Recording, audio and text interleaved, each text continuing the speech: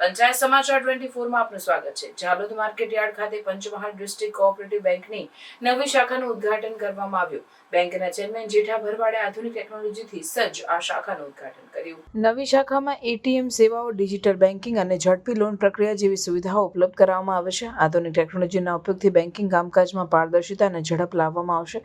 આ સુવિધાઓથી ગ્રામીણ વિસ્તારના લોકોને શહેરી સ્તરની બેન્કિંગ સેવાઓ મળશે। ઉદ્ઘાટન સમારંભમાં સાંસદ જશવંતસિંહ ભાભોર, ધારાસભ્ય મહેશ ભુરિયા અને રમેશ કટારા સહિત અનેક મહાનુભાવો ઉપસ્થિત રહ્યા હતા।